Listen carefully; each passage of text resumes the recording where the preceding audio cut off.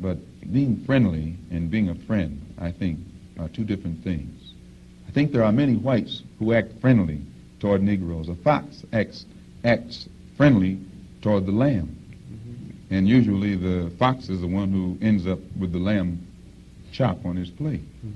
The wolf doesn't act friendly, and therefore the wolf has more difficulty in getting the lamb chop in his plate. I'd like to point out, though, that... And I say that because it is usually if you study the structure of the Negro community, economically, politically, civically, psychologically, and otherwise, it's controlled by the white liberal, who usually poses as the friend of the Negro, who actually differs from the white conservative in the same way that the fox differs from the wolf. Their appetite is the same. Their motives are the same. It's only their mannerisms and methods that differ. I would agree that no doubt there have been a large number of whites who have posed as liberals and as friends of the Negro and who have time and again betrayed the Negro. On the other hand, I think one could point to a large number of whites who have struggled for civil rights, for equality, and have got little or nothing out of it, other than quite a few bruises. Give me an example. Well, the large number of white students who have gone into the South, for example, working for SNCC and other organizations. Not working for SNCC or other organizations, but working for the white political machines who benefit by the voting efforts of Negroes. Okay.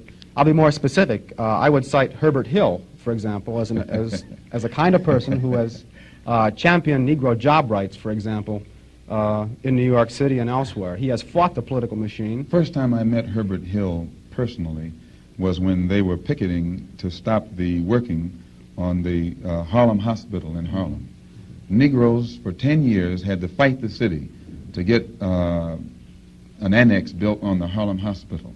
Because in Harlem, we need a hospital more so than anything else. Our people are sick. Plus, we do a lot of cutting and shooting of each other, though we profess to be nonviolent. And Herbert Hill brought his forces out and stopped the working on that site. This is the first time I ever saw him. Then, when work was brought to a halt on a hospital in Harlem, the same Negroes tried to stop the work at the Downstate Medical Center in Brooklyn, which is predominantly white. They were out there for 3 months during the summer. Couldn't stop anything. And I never saw Herbert Hill out there one time. Now, whenever it takes a stoppage of something that's going to affect the white man, you find the white liberal absent.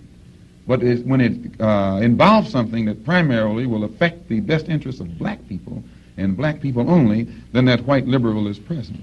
Herbert Hill is the labor secretary for the NAACP. And if he was interested in black people, he would prepare a black man with the type of knowledge and understanding of the labor troubles involving black people that would enable a black man to sit in the same position as Secretary of Labor or Labor Secretary in the NAACP. I'm suspicious of whites who join Negroes and always have to be in the lead, who always have to be the head, who always have to be at the top in Negro organizations.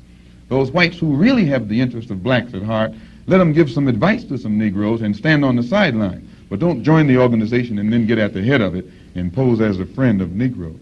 Well, I would defend his sincerity and his commitment. And more than that, I would say that just because a person is a Negro or a black American does not mean that he's going to struggle for Negro rights or for jobs for Negroes or anything else. I think that today you could point to a large number of Negro leaders who have consistently betrayed Negroes in a whole host of areas. They aren't really Negro leaders. These are puppets that have been put in front of the Negro community by white liberals. These are parrots that have been put in front of the Negro community by white liberals. You can't name me a Negro leader who has betrayed Negroes, who has not been endorsed, sanctioned, subsidized, and supported by the white liberals. Minister Malcolm, I'd like to... Well, I could cite one example would be Congressman Dawson, for example, in Chicago. In Chicago, a large number of liberals located in the Hyde Park district have consistently fought Dawson and his betrayals of the Negro, and they've also fought some of the people who represent Dawson on the Chicago City Council. The only Negro I know who is constantly fought, only Negro politician that I know who is constantly fought by white liberals is Adam Clayton Powell. And they call him a racist because he speaks so bluntly on the race issue. But I'm not, as I said, not too familiar with Dawson and his work.